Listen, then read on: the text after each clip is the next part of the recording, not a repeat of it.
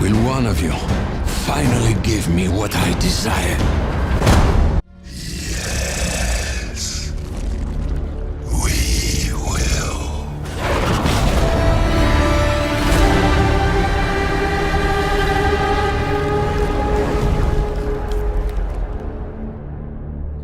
What's going on, guys? RBG here, bringing you another video on Marvel Spider-Man 2. We are less than 3 years away from getting this game, and the more we wait, the more rumors and speculations continue to brew in the community. And we usually tend to wave off certain things unless they're 100% confirmed by the developers, right? But there are some instances where those said rumors catch your ear and you can't help but take them seriously, especially the rumors we're going to talk about today. Now, before we dive into today's topic, I ask that you guys give this video a thumbs up. Yeah, I know it's a little out of the norm for me to ask you to do that, but YouTube's algorithm sort of encourages it. So if you rock with your boy and you know I'm going to bring you that awesome content, then smash that like button. And if by any chance you make it to the end of the video and it wasn't satisfactory, you're more than welcome to take that like back and give it a dislike. But yeah, guys, as I was saying, it seems like we may have gotten some leaked rumors pertaining to some of the features we'll see in Marvel Spider-Man 2. And usually with things like this, it has to be very convincing for me to want to cover it, because most of the time these alleged leaks are made by unknown people who say they know someone from the studio, or in this case, an anonymous person who claims to be a part of the development team. Pretty much anyone can claim this, but I felt like the things mentioned in this supposed leak were at least interesting enough to open a little dialogue. I mean, we won't get an official confirmation about this until the actual devs validate these rumors,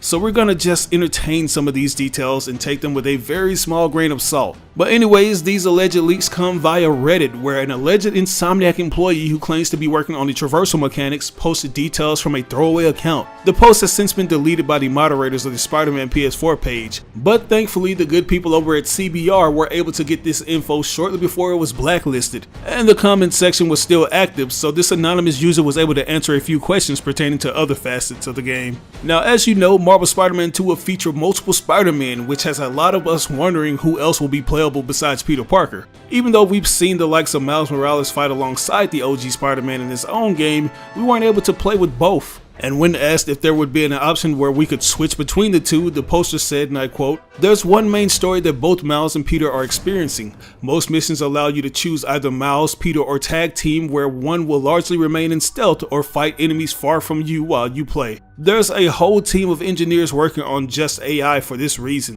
So as you hear, Insomniac is allegedly looking to give players the option to play missions as either Peter Parker or Miles Morales, each one having unique skills and abilities. Whoever the player doesn't choose will be controlled by an AI and provide support during missions. This, in my opinion, is a good way of doing things because it'll give us more incentive to go back and replay missions with the characters we didn't select the first time around. And I'm guessing when you're playing in a tag team, they'll more than likely incorporate the team finisher system from the Arkham Knight game. If I recall, that's what they did when you played alongside the Black Cat in the City That Never Sleeps DLC. The only thing this Reddit user didn't flat out confirm is if you can switch between the characters on the fly. If they are going to implement the team finishers from Arkham Knight, I feel like they should go ahead and lift the dual play features as well, where after you perform the finisher, it switches to the other character, and if you want to switch back to the primary character, you have to perform another finisher. Like, this game has to nail the team dynamic between Peter and Miles, man. It's got to feel like a payoff since we've seen the two training together over the past 2 entries. But moving on, the anonymous user provides details regarding the wall crawling and traversal, which they claim they're working on.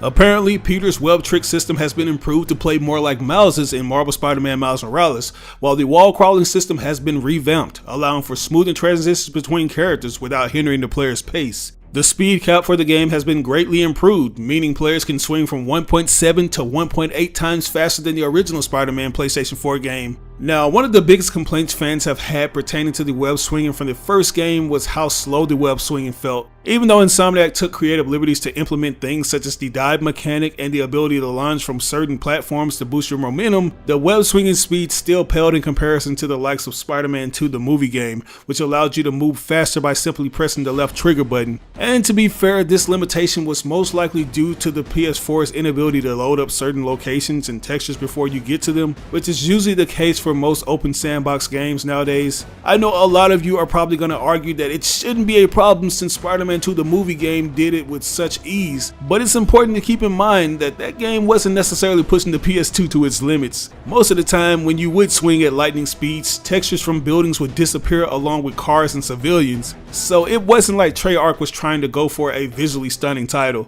But Insomniac was the total opposite with Marvel Spider-Man. The city is highly detailed and congested with cars and civilians, and the devs simply couldn't make that kind of compromise like other studios did in the old console days. If they were to make Spidey swing super fast on the PS4, then you would see most of the textures and pedestrians disappear since the game is trying to load all of those details, or the game would simply crash. So Insomniac couldn't afford to make those compromises, man. If they did, they receive a lot of backlash about how poorly the game performs. But this time around, things are possibly going to be a bit different since Marvel Spider-Man 2 will be taking full advantage of the PlayStation 5's SSD technology, allowing Insomniac to render the levels quicker. And if this is true, it'll more than likely explain why the game won't be available on the PlayStation 4. Sorry guys. Now, in regards to the wall crawling, the user mentioned that it's much faster and transitions into other actions more smoothly without killing the pace. You can also initiate a downward wall run out of it and do some minor combat moves and shoot webs and gadgets while doing it. And this sounds like they're going to be taking a page or two from Spider-Man Web of Shadows. Like anytime someone mentions the word wall and combat in the same sentence, you instantly think of Web of Shadows' insane wall crawling mechanics. But it seems like Insomniac is going for a more tame version since this game is going to be more realistic instead of the crazy wacky wall combat you see in Web of Shadows. If these rumors are true, a lot of fans are going to be happy because the wall crawling in Marvel Spider-Man was one of those things that was complained about. Like, it wasn't bad per se, but it did feel a little awkward in certain places. But moving on, the Reddit user answers one of the most asked questions, and that's if Peter will get the black symbiote suit and if it'll feature its own unique gameplay functions.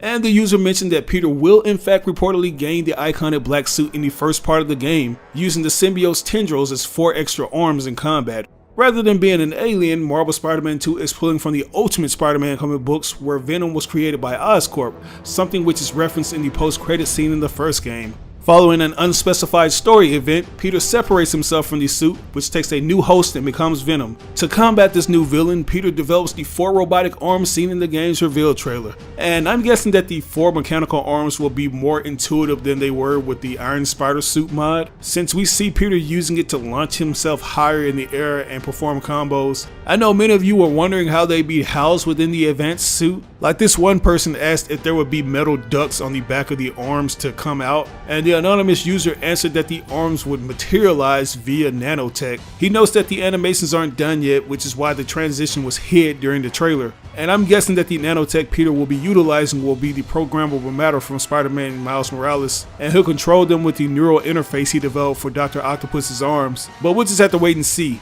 In regards to the black suit gameplay, someone asked if it'll have other abilities besides the tendrils, and to that the Reddit user answered that there won't really be any changes to the gameplay compared to the advanced suit, but it will however feel very different animation wise. And I think what they mean is that the animations are going to look more aggressive in terms of melee since it's the symbiote he's going to be wielding. But something that really got me hyped is when the user mentioned that not only will all the costumes from the previous games make a return, but apparently they'll all feature black versions. And if this is true, then I know the design team is going to have a field day. And it sort of makes sense that every suit has a symbiote variant, because if I'm going to be playing with something other than the advanced suit, which will obviously have its own version of a black suit, then when Peter uses the symbiote on a suit he's wearing at the time, then it'll also have to be completely covered in black. And that would be perfect attention to detail. I'm not expecting each suit to also feature their own symbiote-based attacks, but if they have a black version of every suit, that'll be enough for me, man. Like, you already know we're getting the Black Raimi Spidey suit, but just imagine what a black version of the Amazing Spider-Man suit would look like, or any of the MCU Spider-Man suits. The possibilities, bruh. But anyways, regarding the villains besides Kraven the Hunter and Venom, the user says that while they're unsure of the secondary villains, both Lizard and Mysterio appear in the game. As for heroes, no other Marvel hero will be included in the story, but the amount of Easter eggs alluding to a larger universe has significantly increased. Shout outs to my man Joseph Whitty for being the first to call the Insomniac Sony Marvel Universe. But yeah guys, as I mentioned, you should take these things with a very small grain of salt. While we wait to get a confirmation from Insomniac themselves, let me know what you think about all of these alleged leaks in the comments below. As always, I ask you like or dislike the video. It doesn't have to be a thumbs up, it can be a thumbs down. Any feedback is good feedback and will only help me improve on future videos.